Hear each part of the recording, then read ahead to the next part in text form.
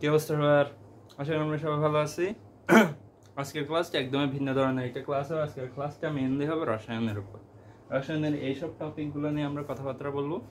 এইসব টপিকগুলো আমরা অনেক ছোটকাল থেকে অনেক ধরনের সমস্যা ফেস করে আসছি। তো আজকে আমরা চেষ্টা করব সকল ধরনের সমস্যাগুলোকে মুছে ফেলার। কথা হচ্ছে আমরা যখন এগুলার কথাবার্তা বলতেছি, এগুলো কাদের জন্য, এই ক্লাসটা কাদের জন্য?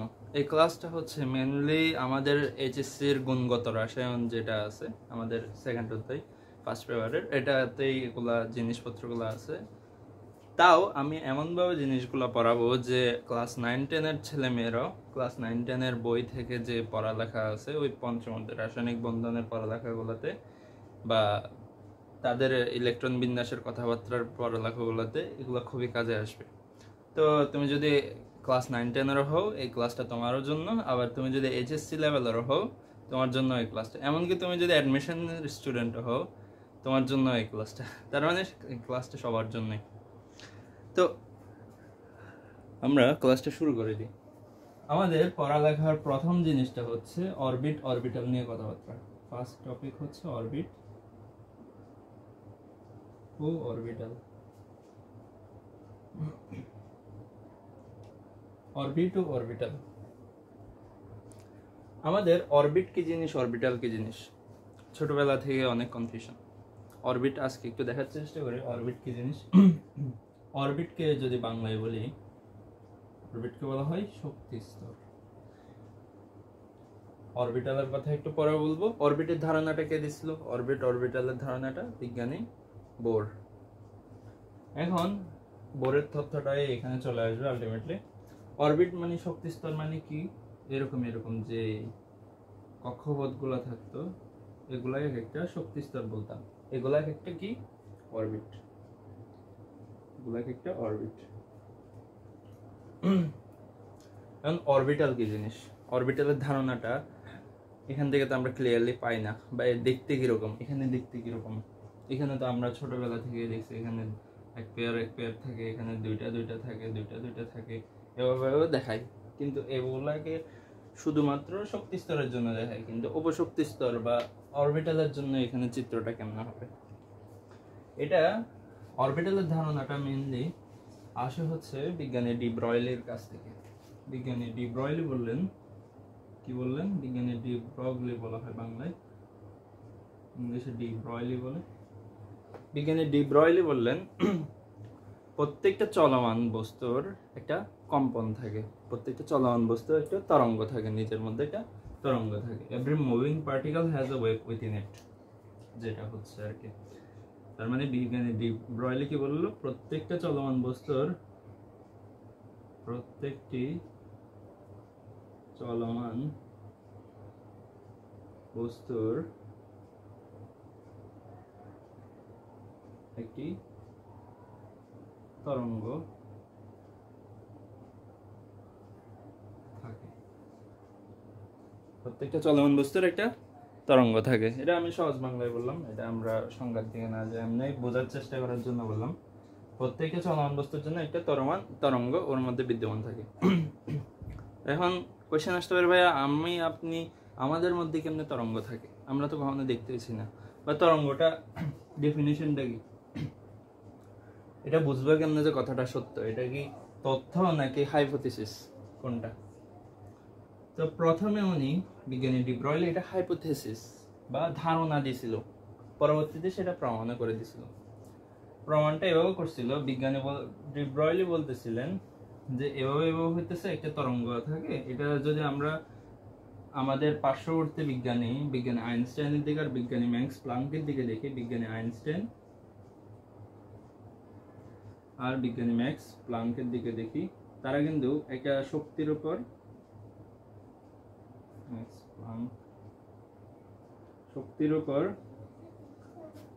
থিওরি দিছিল বা সূত্র দিছিল। উনি দিছিল E = mc², উনি দিছিল E = h μ। তো বললাম যে বিজ্ঞানী আইনস্টাইন অবশ্য এই সূত্রটার দুই চোখে দেখতে পারতো না, মোট কথা একটু ওনার সূত্রটা এরকম করে লিখছে, ওনাতে একটু রাগ লাগতো আর কি। বিজ্ঞানী আইনস্টাইন করলেন, বিজ্ঞানী ডি ব্রয়লি ওই প্রাচীনকাল থেকে বিজ্ঞানীদের মধ্যে দ্বিমত তত্ত্ব আছে। একটা দ্বিমত তত্ত্বটা হচ্ছে এরকম যে তোমার একটা লাইট আমরা সূর্যের আলো যেটা আসে ওই লাইটটা, ওটা কি একটা কণা নাকি ওটা একটা তরঙ্গ, এটা নিয়ে কনফিউশন ছিল। তো বিজ্ঞানী ডি ব্রয়লি এই কনফিউশনটা এই সূত্র প্রমাণের মাধ্যমে দেখাইতেছিল। এগুলো আমরা আমার ওই ক্লাসগুলো এর আগে কতগুলো রেকর্ড ক্লাস ছিল, এগুলোর মধ্যে আরো ক্লিয়ারলি ব্যাখ্যা দিয়েছে। আজকে এত ডিপে যাব না, আমরা জাস্ট কেমনে কি হইতেছে এগুলো একটু দেখি। তো এটাও এনার্জির সূত্র, এটাও এনার্জির সূত্র। তো আমরা লিখে দিতে পারি mc স্কয়ার সমান h মিউ। এখানে মিউটা কি বোঝায়? ফ্রিকোয়েন্সি বা কম্পাঙ্ক বোঝায়। যারা এসএসসির পোলাপাইন যেগুলো এগুলো বুঝতেছো না তাদের জন্য সমস্যা নেই, একটু দেখে থাকো কিছুক্ষণ, একটু পর থেকে বোঝা শুরু করবে। এগুলো তোমাদের এতটা দরকার হয় না। আমাদের যারা ইন্টারের আছে তাদের কিন্তু এগুলো দরকার আছে, কিন্তু যারা ক্লাস 9-10 আছে তারা জাস্ট একটু দেখে থাকো 2 মিনিট। একটু হায়ারোগ্লিফিক্সের কথাবার্তা বলতেছে আর কি, একটু পরেই তোমাদের বোঝার মতো করেও হয়ে যাবে সবকিছু। mc স্কয়ার সমান যদি h মিউ হয়, h মিউ যদি হয় তাহলে এখান থেকে আমরা কিভাবে কি লিখতে পারি? এটা যেহেতু ফ্রিকোয়েন্সিকে আমরা ছোটবেলা থেকেই c বাই ল্যামডা লিখতে পারি। এখানে mc স্কয়ার লিখতে পারি, f সমান c বাই ল্যামডা। তো আমাদের c স্কয়ার এটা যদি কাটা যায় তাহলে এখানে থাকে mc সমান h ইনটু 1 বাই ল্যামডা। যেখানে একটু দেখো এটাকে যদি এভাবে লিখি mc সমান h বাই ল্যামডা, দেখা যাচ্ছে কিনা দেখো তো, mc সমান h বাই ল্যামডা। একটু দেখো তো m মানে কি? মাস বা মাস ডিফারেন্স, ভর ত্রুটি যেটাকে বলে, ইনটু c মানে কি? লাইটের গতি, লাইটস ভেলোসিটি। দেখা যাচ্ছে? তো মাস ইনটু লাইটস ভেলোসিটি এখানে আছে। তো এখানে লাইটস ভেলোসিটি বা মাস ইনটু ভেলোসিটি না আলটিমেটলি। এই জিনিসটাকে বিজ্ঞানী ডি ব্রয়লি বললো আমরা এই দুটাকে একসাথে মোমেন্টাম বলতে পারি। Momentum is equals h by lambda. এখন মোমেন্টাম জিনিসটা কার মধ্যে থাকা পসিবল? মোমেন্টাম জিনিসটা কার মধ্যে থাকা পসিবল? যার ভর আছে, ব্যাগ আছে, দুইটাই আছে। এখন ভর কাদের থাকে? ভর থাকে শুধুমাত্র কণাদের। ভর যদি কণাদের থাকে, মোমেন্টাম যেটা ভরবেগ, এটাও শুধুমাত্র কার থাকা পসিবল? কণা যেগুলা ভর দখল করে, যেগুলার ব্যাগ আছে তার পসিবল। তো একটু যদি দেখি এই মোমেন্টাম জিনিসটা কোন একটা জিনিসের কণা ধর্মকে প্রদর্শন করে। আর এখানে ল্যামডা কার থাকে? তরঙ্গ দৈর্ঘ্য কার থাকে? তরঙ্গের থাকে। এই ল্যামডা অংশটা এই সূত্রের তরঙ্গ বা তরঙ্গ ধর্মকে প্রদর্শন করে। তো বিজ্ঞানী ডি ব্রয়লি তার এই সূত্রের মাধ্যমে প্রাচীনকাল থেকে বিজ্ঞানীদের মধ্যে যে মারামারি, এটা সমাপ্তি টানলো, বললো যে কণা ধর্ম সমান h বাই তরঙ্গ ধর্ম। আর এখান থেকে আরো একটা কথা বললেন যে এটাকে যদি আমরা mv লিখি সমান h বাই ল্যামডা। সবকিছু ঠিক আছে না? এটা যদি লেখা যায় তাহলে একটু যদি খেয়াল করো, mv সমান যদি h বাই ল্যামডা হয়, এই জিনিসটাকে যদি আমরা এই পাশে ট্রান্সফার করে লিখি, ল্যামডা সমান h বাই mv না, বা h বাই p না, v বা h বাই p ও লেখা যায়, ভরবেগকে p দ্বারা প্রকাশ করা হয়। এই ব্যাগের কথাবার্তা আসলো। ব্যাগ কাদের থাকে? ব্যাগ শুধুমাত্র যাদের ভর আছে, যারা স্পিডে দৌড়াদৌড়ি করতেছে তাদের থাকে। প্রমাণ করলো, তার সূত্রটা প্রমাণ করলো। ভেলোসিটির কথাও আসতেছে, যেহেতু যার ভর আছে, যে চলমান, যার ভর আছে, এইখান থেকে যদি একটু দেখি mv সমান h বাই ল্যামডা যদি লিখি, একটু যদি এই সূত্রের সাথে কম্পেয়ার করো, এবার এখানে দেখো ভেলোসিটি আছে, যার ভেলোসিটি আছে তার তরঙ্গও আছে, কিন্তু ব্যস্তানুপাতিক সম্পর্কে।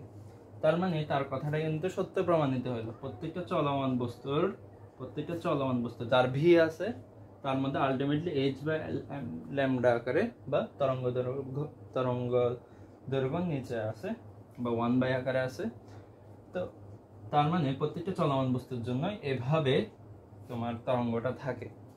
এখন এটার আরো ডিটেলস ব্যাখ্যাটা আমরা আমার আগের রেকর্ডগুলোতে পাওয়া যাবে, তো সেখান থেকে দেখে নিব।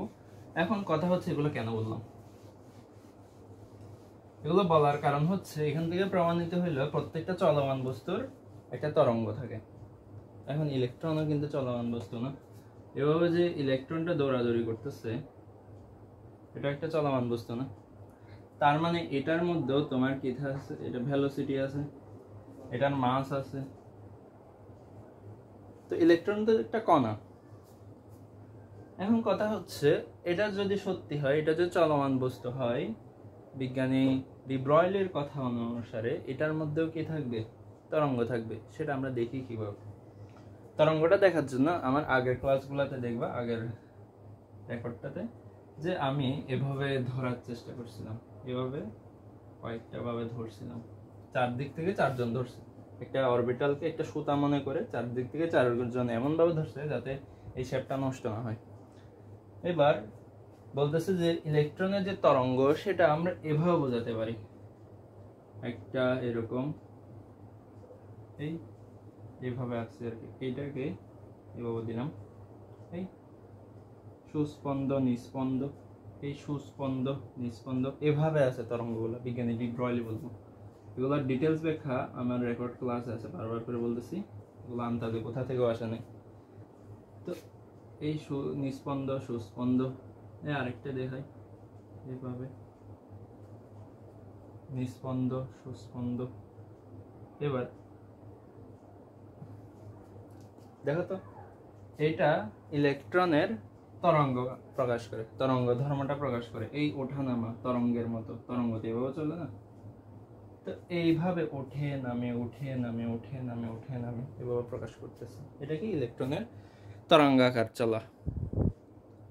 এটা যদি সুন্দর করে গোছায় আঁকার চেষ্টা করি তাহলে এটা দেখতে এরকম টাইপের হয়।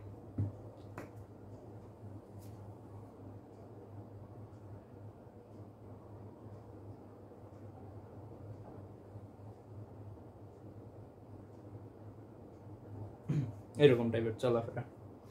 তার মানে এখান থেকে আমরা কি বুঝতেছি, ইলেকট্রনগুলো অলওয়েজ যেভাবে গোল গোল ঘুরতেছে সেটা কিন্তু না।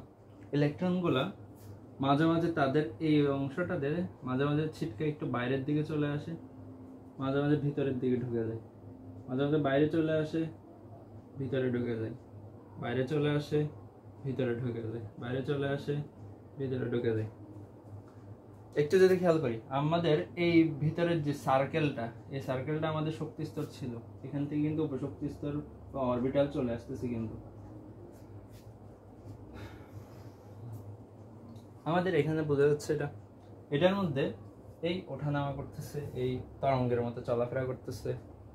তরঙ্গের মতো যদি চলাফেরা করে, তার মানে এখন যদি তুমি এটাকে যদি জুম করে দেখতে চাও, এটার ইলেকট্রনটা কোথায় আছে আসলে, সেটা তুমি দেখবা কিভাবে? জুম করে অবশ্য দেখা পসিবল না।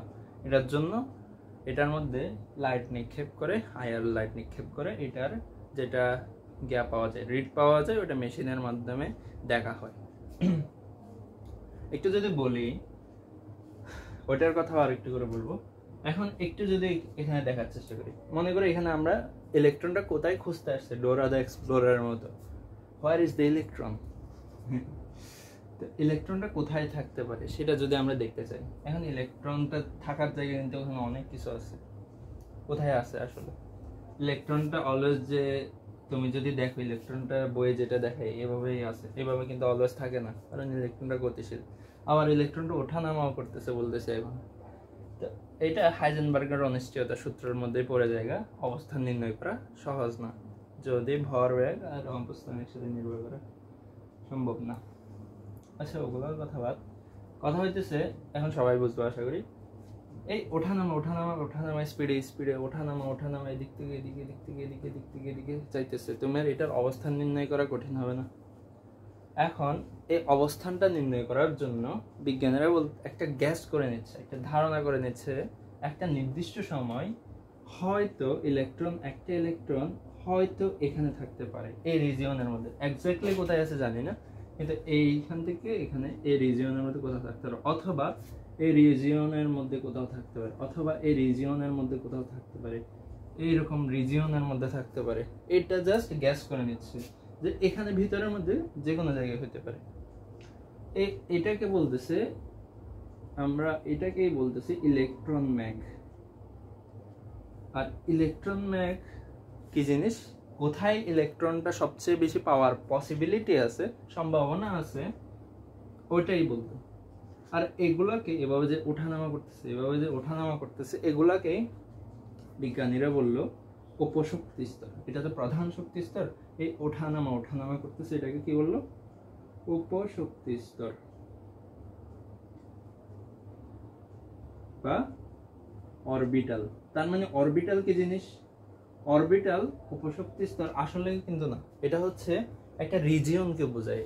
একটা রিজিয়নের মধ্যে, এই রিজিয়নের মধ্যে ইলেকট্রন পাওয়ার সম্ভাবনা কত পার্সেন্ট সেটা বোঝায়। 98% সম্ভাবনা আছে, 90% সম্ভাবনা আছে, এটাকে বোঝায়।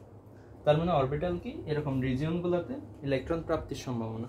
ইলেকট্রন এক্স্যাক্টলি পাওয়া পসিবল না, কিন্তু ধারণা করে নেওয়া যায় যে এই রিজিয়নের কোথাও না কোথাও আছে। এবার একটু আগে একটা কথা বলছি, কথাটা ছিল এরকম যে এই রিজিয়নগুলো আমরা কিরকম শেপ এটা বুঝি কেমনে। তো এটার জন্য বিজ্ঞানীরা করছিল কি, এখানের মধ্যে এক ধরনের রশ্মি ফেলায়, বর্ণালী ফেলায় রশ্মি। ওই রশ্মিটা ফেলানোর পর ওইটা একটা মেশিনের মাধ্যমে দেখার চেষ্টা করে, এটা মনে করো মেশিন, এটা তুমি না, মেশিনের চোখ। একটা জিনিসকে যদি তুমি দেখো, কেউ দেখো জিনিসটাকে, কেউ দেখো না, এটা মনে করো একটা বক্সটাকে তুমি দেখো কিভাবে, সূর্য থেকে একটা আলোক রশ্মি আসে, সূর্য আঁকতে গেলে বারবার এরকম হয়ে যায়, আলোক রশ্মি আসে, সেটা তোমার চোখে পড়ে, তারপর তুমি বস্তুটাকে দেখো। এই সেম জিনিসটা এখানে খাটাইছে, আলোক রশ্মি ফেলানোর পরে এটা প্রতিফলিত হয় মেশিনের চোখে পড়লো, এবং মেশিনে এটা রিড নিয়ে মেশিনে এক একটা শেপ বললো, যেটাকে আমরা কিভাবে দেখবো। এখন মেশিন কিরকম শেপ বলছে, মেশিন অরবিটালের কিরকম শেপ বলছে। মেশিন বললো যে অরবিটালের আমরা একটা শেপ দেখি এটা এরকম টাইপের কিছু, আরেকটা শেপ দেখি এই ডাবল ডাম্বেল টাইপের কিছু। এই এখানে কিন্তু দেখতেছো এই ডাবল ডাম্বেল, অবভিয়াসলি এটা না, আমি বোঝার সুবিধার্থে বলছি, এই ডাবল ডাম্বেল, এটার ওঠানামা কোন দিক দিয়ে হইতেছে, এই ডাবল ডাম্বেল আকৃতির। আরেকটা শেপ দেখলো, সরি এটাকে ডাম্বেল বলে, এটাকে ডাবল ডাম্বেল বলে, এটাকে বলে, এটাকে ডাম্বেল বলে। এফ এর জন্য কমপ্লিকেটেড শেপ, এফ এর দিকে যাচ্ছি না। এগুলো এক একটা নামকরণ করলো, যেমন এটা প্রাইমারি, এরকম টাইপের নামকরণ করলো, যেগুলো শর্ট ফর্ম হয়ে যায় এস পি ডি, কি হয়ে যায় শর্ট ফর্ম। এখন এখানে এসপিডিএফ এই নামগুলো কোত্থেকে আসছে, আমাদের এসপিডিএফ এই নামগুলো কোত্থেকে আসছে।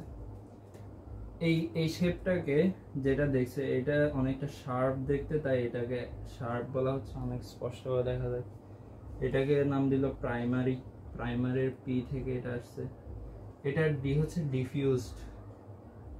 ডিফিউজড ডি থেকে আসছে। আর এফটা আসছিল ফান্ডামেন্টাল নামে একটা ওয়ার্ড আছে, ফান্ডামেন্টাল। এখানে প্রথম অক্ষর এফ থেকে এফ অরবিটালটার নামকরণ করা হয়েছে SPDF, sharp, primary, diffused, fundamental. বোঝা যাচ্ছে কিনা দেখো তো, বোঝা গেলে। এবার আসি এসপিডিএফ কোথেকে আসলো বুঝতে পারলাম। এবার আমরা তাহলে কি বুঝলাম, অরবিটালের ধারণা বুঝে গেছি। এখান থেকে কিন্তু হোন্ডের তথ্যটা, হোন্ডের নীতিটা এক্স্যাক্টলি আজকের ক্লাসে ফুল আলোচনা করব না, কারণ হোন্ডের নীতি একদমই ইজি, আরো এক্সট্রা কিছু কথাবার্তা ভালো লাগবে। হোন্ডের নীতি এই অরবিটের ধারণার জন্যই আমরা লিখছি মেনলি টপিকে, যোজনী যোজ্যতা এটা নিয়ে কথাবার্তা বলবো। আগে সংকরায়নের কথাবার্তা বলবো, হোন্ডের নীতি, হোন্ডের নীতি না, বোরের নীতি, হোন্ডের নীতি আজকে করাবো। বোরের নীতিটা যার জন্য রেখে দিছি এখানে, এটা বোঝানোর জন্য অরবিটালের ধারণাটা কে দিছিল সেটার জন্য রাখছি। হোন্ডের নীতি আজকে করাবো, হোলটা বলে দিছি। এখন কথা হচ্ছে সংকরায়ন কি জিনিস। এটার জন্য একটা জিনিস আসলো, সংকরায়নেরটা একটু এখান থেকে চলে আসে। সংকরায়ন কি জিনিস? সংকরায়নটা আমাদের এসএসসি যারা আছে তাদের হালকা পাতলা লাগবে, অত ডিপের দিকে আলোচনা করবো না আজকের ক্লাসটা, হালকা পাতলা করে আলোচনা করবো, এটার জন্য লাগবে। এখন কথা হচ্ছে এগুলা তো বুঝলাম এভাবে এভাবে যে হচ্ছে। এখন এখানের মধ্যে কি কি দেখলেন বিজ্ঞানীরা? একটা গোলীয় শেপ, স্ফেরিক্যাল শেপ দেখলো, একটা ডাম্বেল শেপ দেখলো, একটা ডাবল ডাম্বেল শেপ দেখলো, আর একটা কমপ্লিকেটেড শেপ দেখলো, এগুলো দেখলো। তো বিজ্ঞানীরা এটাকে যদি দেখো, এই দুইটা নিয়ে আলোচনা করি মেইনলি, এটা ঠিক আছে। বিজ্ঞানীরা মনে করে যে মেশিনটা দিয়ে দেখতেছে, এই মেশিনটা দিয়ে যদি এদিক থেকে এই জিনিসটাকে দেখে তাহলে এটাকে দেখতে কিরকম লাগবে। স্ফেরিক্যাল তো স্ফেরিক্যাল শেপ, বা গোলক আকৃতি শেপ তো গোলক আকৃতির শেপই থাকবে। এটা যদি উপরের থেকে দেখে তাও তো গোলকের মতোই থাকবে, বা যেদিক থেকে দেখুক না কেন গোলক গোলকই থাকবে। কিন্তু একটা জিনিস খেয়াল করো, বিজ্ঞানীরা যদি এটাকে এভাবে দেখে তাহলে এটা শোয়া দেখবে, কিন্তু উপর থেকে দেখলে বিজ্ঞানীদের এটা দেখতে কিরকম লাগবে, এরকম। সরি, উপর থেকে দেখলে এটাকে যদি একটু রোটেট করে দিই, এভাবে ঘোরাই দেখি, বিজ্ঞানীরা এখন আলটিমেটলি এইভাবে দেখতেছে যে না উপর থেকে। আবার পিছনের থেকে দেখলে একরকম, বাঁকা বাবা দেখলে একরকম, অনেকগুলো দিক দেখাচ্ছে যে না। এখন কথা হচ্ছে কোনটা কিভাবে ইউজ করব। এটার জন্য যেটা কোন দিক দিয়ে দেখাচ্ছে বা কোন দিক দিয়ে শেপটা দিক দেখাচ্ছে সেটার উপর নির্ভর করে বিজ্ঞানীরা বললেন যে আমাদের এটা, এই জিনিসটা পি অরবিটালের জন্য বলি, এই জিনিসটাকে আমরা তিন ভাবে দেখতে পারি। ফার্স্ট অফ অল কিভাবে দেখতে পারি? ফার্স্ট অফ অল আমরা এভাবে দেখতে পারি যেটা এক্স মুখী, এক্স অক্ষ বরাবর। আরেকটা দেখতে পারি এভাবে, যেটা ওয়াই অক্ষ বরাবর, পি ওয়াই পি এক্স। আরেকটা দেখতে পারি জেড অক্ষ বরাবর, পি জেড। এরকম ডি এর জন্য আসে, ডি এর জন্য আসে, এফ এর জন্য আসে। আমরা ডি এর দিকের আলোচনাগুলো আপাতত করব না। এখন কথা হচ্ছে এটা বোঝা গেছে কিনা। ডি এর দিকে এখানে P X P Y P Z থাকে। ডি এর দিকে কি কি থাকে? ডি এর দিকে থাকে হচ্ছে d x y, d y z, d z x, এরকম তিনটা থাকে। আরো দুইটা থাকে, আরো কয়টা থাকে? D x d y d z x, d x square minus y square থাকে, maybe x square minus y square, d z square, এরকম টাইপের কিছু থাকে। এরকম পাঁচটা থাকে। এটা এরকম পাঁচ ভাবে দেখা যায়, এটাকে তিন ভাবে দেখা যায়, এটাকে শুধুমাত্র এক ভাবে দেখা যায়। বোঝা যাচ্ছে কিনা? এটাই আলটিমেটলি অরবিটাল হাইব্রিডাইজেশন। এটার আরো ডিপ আলোচনা পরের ক্লাসে করবো না। বোঝা গেছে কিনা? এখন কথা হচ্ছে এগুলো বললাম কেন, আর এগুলোর সাথে যোজনী যোজ্যতা সম্পর্ক কি? তোমার এবার চলে আসি যোজনী এবং যোজ্যতা। এগুলোতে বোঝা গেছে কিনা? বোঝা গেছে? যোজনী যোজ্যতার কথাবার্তায় চলে যাই। আমাদের যোজনী বা যোজ্যতা এগুলো কি জিনিস? যোজনী যোজ্যতা,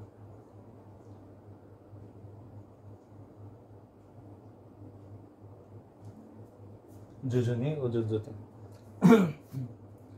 যোজনী কি জিনিস, যোজ্যতা কি জিনিস, এটা নিয়ে বাচ্চাকাল থেকে প্রচুর ঝামেলা। যোজনী মানে আলটিমেটলি একটা ইলেকট্রন বন্ধন গঠন করার সময়, মানে একটা দুইটা মৌল, ইলেকট্রন কেন বলতেছে, মৌল বন্ধন গঠন করার সময় গঠনে যতটি ইলেকট্রন আদান প্রদান করে,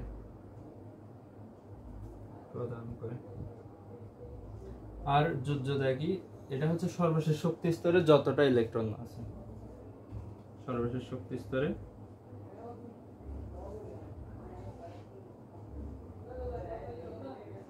যতটি ইলেকট্রন আছে। তাই যোজ্যতাকে যোজ্যতা না বলে যোজ্যতা স্তর বলা হয়, যোজ্যতা স্তর বলা হয়। মৌল বন্ধন গঠনে যতটা ইলেকট্রন আদান প্রদান করে, আর এটা হচ্ছে বোঝা গেছে কিনা? সমস্যাটা তখন বাজে যখন এগুলোর মান বের করতে বলে, যোজনীর মানটা যখন বের করতে বলে। কয়েকটা উদাহরণ দেখবো, সাথে হুন্ডের নীতিটাও চলে আসবে এর সাথে। যোজনের যোজ্যতা কি জিনিস বোঝা গেছে? ইলেকট্রন আদান প্রদান করে, এটা যতটা ইলেকট্রন আছে। আচ্ছা, এখন অনেক সময় যোজনীয় যোজ্যতা সেম হয়ে যেতে পারে, সেটা নির্ভর করে সেটা ধাতু কিনা। ধাতুর ক্ষেত্রে যোজনীয় যোজ্যতা কিন্তু সেম হয়ে যায় কোনো সময়। এখন সহজ একটা উদাহরণ দিই, এটার যোজনী কত বের করে দাও। সোডিয়ামের ইলেকট্রন কয়টা? 11টা। যোজনী যদি বের করতে চাই 1s2 2s2 2p6 3s1 2 4 10 11টা কি আসছে? 11। যোজনী বের করার জন্য একটা সহজ ওয়ে হচ্ছে কতটা ইলেকট্রন দিবে সেটা বের করার জন্য সহজ ওয়ে, ফার্স্ট স্টেপ হচ্ছে অষ্টক তত্ত্ব পূরণের জন্য কতটা ইলেকট্রন ছাড়তে হবে সেটা দেখা। অষ্টক তত্ত্ব পূরণের জন্য কয়টা ইলেকট্রন ছাড়তে হবে সেটা দেখা। আবার সেকেন্ড অফ অল আরো একটা ওয়ে আছে, সেটা হচ্ছে সর্বশেষ শক্তি স্তরে কতটি বিজোড় ইলেকট্রন আছে এটা দেখা। দুইটা ওয়ে দেখালাম। এখন কথা হচ্ছে অষ্টক তত্ত্ব পূরণের জন্য সোডিয়ামের কয়টা ইলেকট্রন ছাড়া লাগবে? ইজিলি বলতে পারতেছে একটা ইলেকট্রন ছাড়া লাগবে। সোডিয়াম প্লাস হইতে হলে কি করা লাগবে? একটা ইলেকট্রন ছাড়া লাগবে। কিভাবে ছাড়বে? সোডিয়াম প্লাস প্লাস ইলেকট্রন এবং সোডিয়াম এভাবে। এখন কথা হচ্ছে এটাতে এভাবে বুঝলাম, অষ্টক তত্ত্বের নিয়ম বুঝলাম, 8টা ইলেকট্রন করতে যাইতেছে। এই নিয়মে দেখো তো সর্বশেষ শক্তি স্তরে কতটা বিজোড় ইলেকট্রন আছে? একটা বিজোড় ইলেকট্রন আছে। তার মানে বিজোড় ইলেকট্রন যতটা আছে তাই কি তার যোজনী, তার মানে 1। বোঝা গেছে কিনা? বোঝা যদি চলে।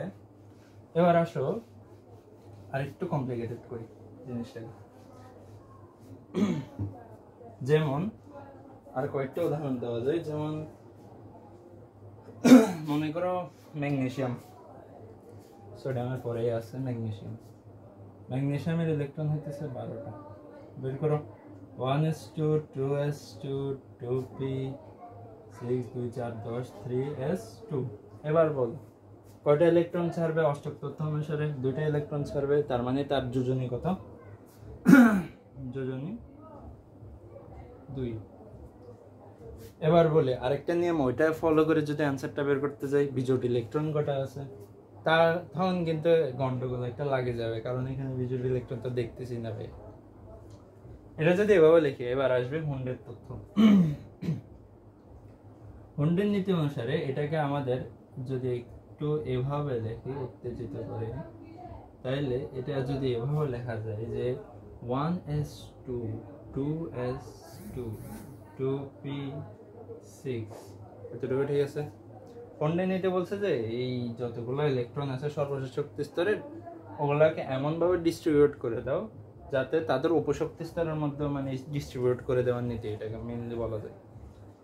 এখন 2 এর পরে 3s আসে, 3s এর পরে কিন্তু 3p আসে, 3px 3py 3pz।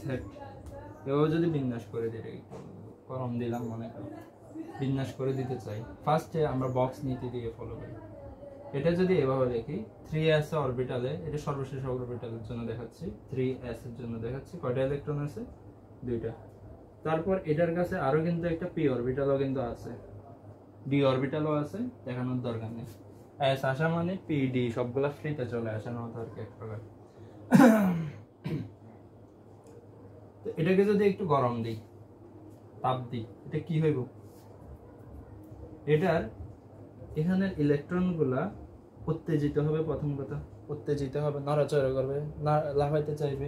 এখন মনে করো কোন একটা শক্তি স্তরের থেকে ইলেকট্রনের মধ্যে যদি পাওয়ার চলে আসে, তাহলে সে কি করতে চায়? সে দেখো তো এই জিনিসটা বুঝো কিনা, মনে করো এরকম আছে, এইভাবে দেখালাম, তাহলে এটার জন্য বুঝতে হবে আলটিমেটলি এটার মধ্যে ডিফারেন্স আছে, কিন্তু জাস্ট দেখার জন্য। একটা ইলেকট্রন এখানে আছে, বা মনে করো একজন মানুষ বস্তিতে থাকে, এটাকে বস্তি যদি বলি, আর এটা কি শহর। বস্তির মানুষগুলোকে কিন্তু আমি খেয়াল করার চেষ্টা করতেছি না এখানে, আমি জাস্ট একটু বোঝানোর চেষ্টা করতেছি। বস্তিতে একটা ইলেকট্রন আছে বা একটা মানুষ আছে, সে বস্তিতে থাকে কেন? তার কাছে টাকা পয়সা কম, তাই সে এখানে থাকে। এখন মনে করো তাকে যদি আমরা টাকা পয়সা দিলাম, তাহলে সে কি করবে? লাফ মেরে হাই সোসাইটিতে চলে যাবে, অথবা তার থেকে যদি টাকা কম হয়ে যায় লাফ মেরে আগের জায়গায় ফেরত যাবে। এখন এখানে এটা দেখো তুমি, এটার মধ্যে দুইটা ইলেকট্রন আছে, তাদেরকে যদি শক্তি দাও, টিং টিং করে বাড়ি দাও, তাহলে কি হবে? শক্তি পাওয়ার পর তারা খুশির চড়ে তারা লাফালাফি শুরু করতে চাইবে, এবং লাফালাফি করে তাদের মধ্যে যে কোনো একটি ইলেকট্রন এখানে চলে আসবে। বুঝা যাচ্ছে কিনা? এখন এইভাবে চলে আসে কেন?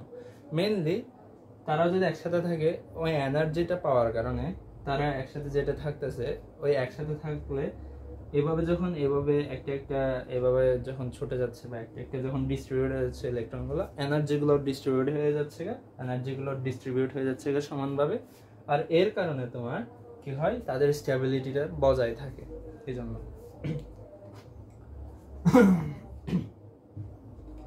তো 3p এখানে, এটা যদি 3p হয়, 3px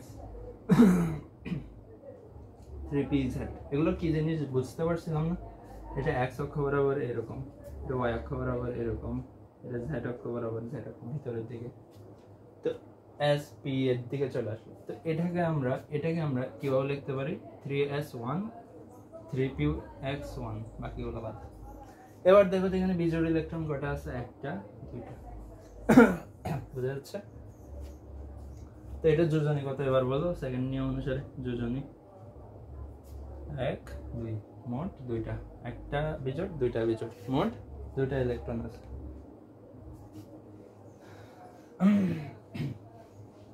এবার আসো ম্যাগনেসিয়ামের পরে, এবার আসো অ্যালুমিনিয়ামের জন্য। একটা সহজ থেকে কঠিন দিকে যাচ্ছে। আমাদের অরবিটের ধারণা চলে গেছে, যোজনী যোজ্যতারটা এখন পড়াচ্ছে, হুন্ডের নীতিটাও বুঝে গেলাম। এটাই হচ্ছে হুন্ডের নীতি, শঙ্করায়ন। আর মানে আমাদের প্রায় শেষের কথা। এখন ম্যাগনেসিয়ামটা একটু দেখার চেষ্টা করি। ম্যাগনেসিয়ামটা দেখলাম, অ্যালুমিনিয়ামটা দেখার চেষ্টা করি। অ্যালুমিনিয়াম 13, অরবিটাল আছে 1s2 2s2 2p6 2 4 10, 3s2 3p1 2 4 10 12 1 13। তো ওই অষ্টক তথ্য অনুসারে যদি চিন্তা করো, তাহলে 3টা ইলেকট্রন ছাড়া দিলে 8টা হয়ে যাবে, তাহলে যোজনী অ্যান্সার হয়ে যাবে প্রথম সূত্র অনুসারে 3।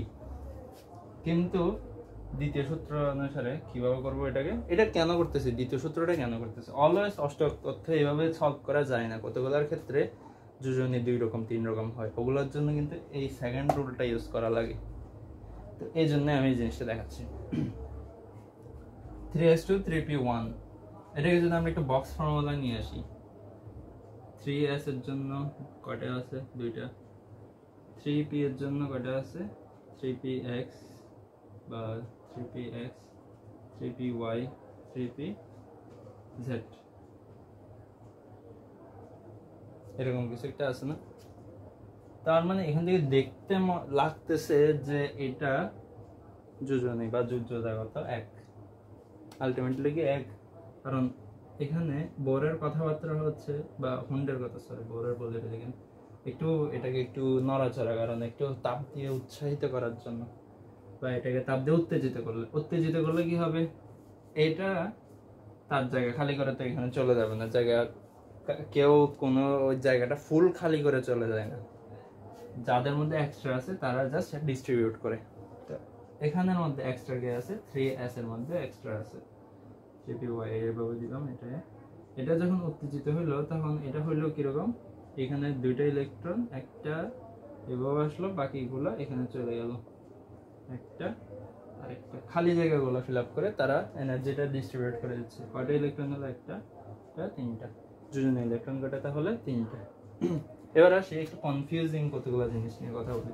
এগুলো তো সহজ বলতেছি ভাইয়া, এখন একটু কনফিউজিং এর দিকে যাই। যেমন একটা খুবই কনফিউজিং আছে, সেটা হচ্ছে নাইট্রোজেনের ক্ষেত্রে 7টা ইলেকট্রন কিভাবে লেখা যায়? 1s2 2 4 2p 2 4 7। এটার ক্ষেত্রে কি হবে?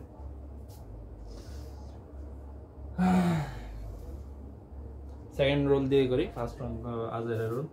সেকেন্ড রুল দিয়ে যদি করার চেষ্টা করি, দেখি এস এর জন্য একটা বক্স বানানো, সর্বশেষ শক্তি স্তরে বক্স বানাচ্ছি অলওয়েজ, খেয়াল করছে কিনা। 2s 2px 2py 2pz box বানাইলাম। এটাই আলটিমেটলি এইভাবে এক্স ওয়াই জেড এভাবে বক্স বানিয়ে লেখা, এভাবে ভেঙে লেখা, এই জিনিসটাই হচ্ছে হুন্ডের রুল। তো তোমার এস অরবিটালে কয়টা ইলেকট্রন আছে? 2টা। পি অরবিটালে কয়টা আছে? 3টা। 2টা 3টা, এরকম না? তাহলে তোমার এখানে নাইট্রোজেনের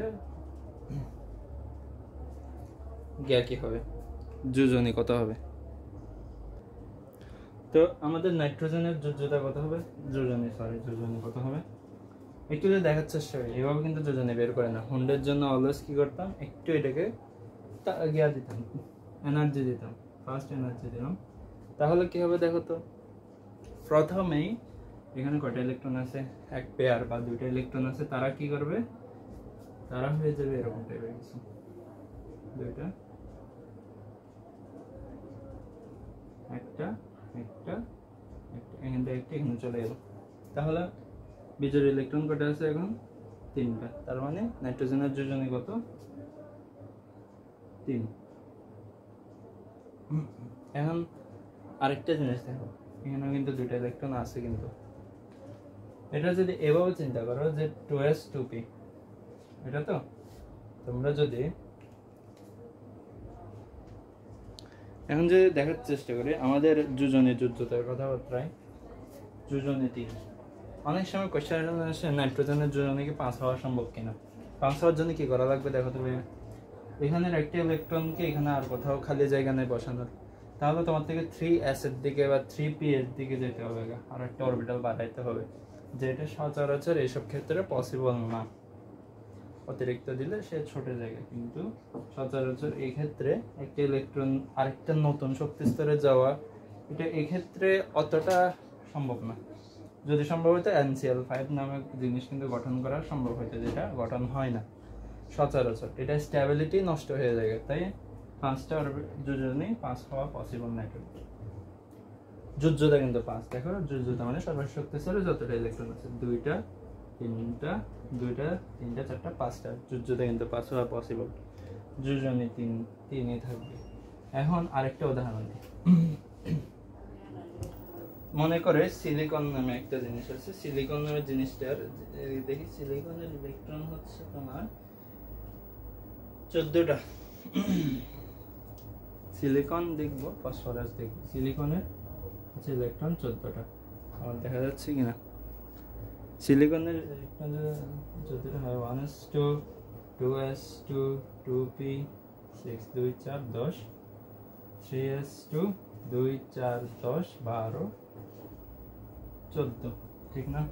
একটু যদি বক্স আকারে লেখার চেষ্টা করি, 3s 3p আছে, 2টা আছে, p প্রথমটাতে 2টা আছে। এটা হচ্ছে স্বাভাবিক অবস্থায়। এটাকে যদি একটু সিলিকন না অ্যাসাই হয়, এটাকে যদি একটু তেল দিই, মশলা দিই, তাহলে ফার্স্টে কি হবে? ফার্স্টে হবে এরকম কিছু না। 3p এর মধ্যে ইলেকট্রনগুলো কি হয়ে যাবে? এভাবে ডিস্ট্রিবিউটেড হয়ে যাবে। এখন একটু যদি খেয়াল করি, ডিস্ট্রিবিউটেড যদি হয়ে যায় 3p এর ইলেকট্রনগুলা, সিলিকনের যোজ্যতা কত দেখি তো, এখানে একটা একটা হয়ে গেল 2টা।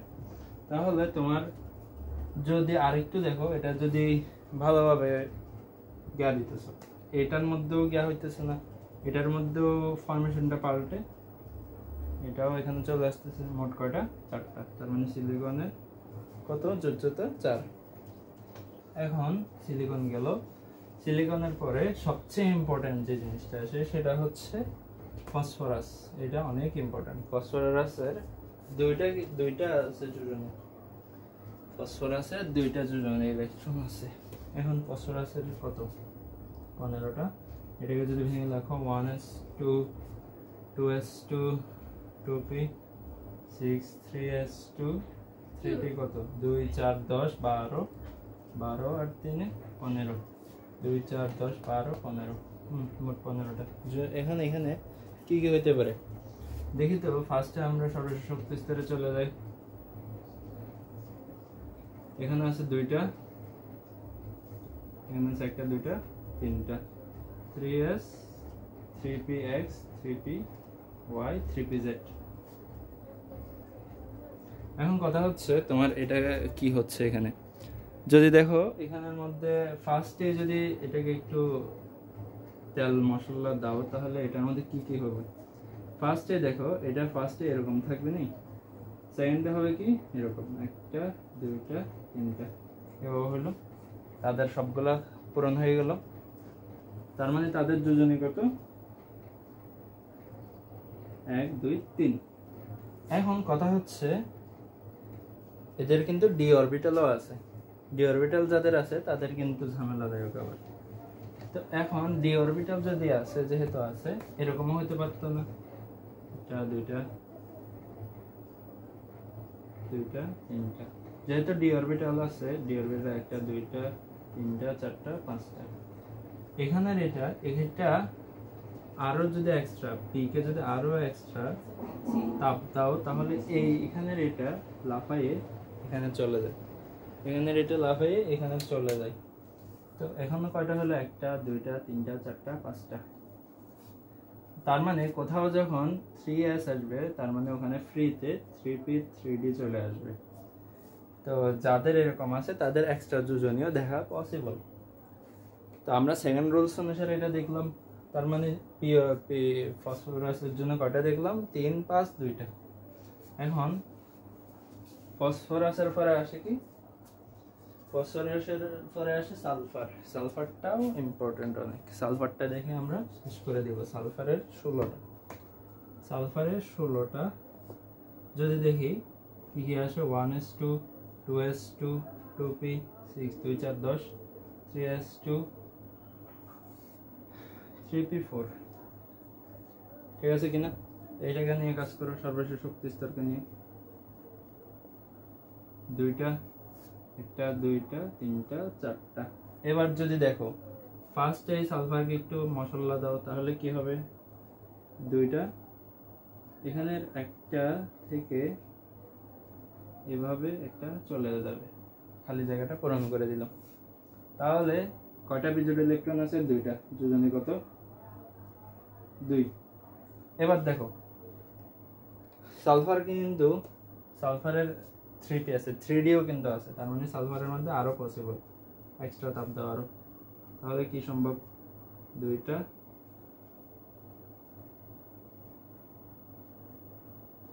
1টা 2টা 3টা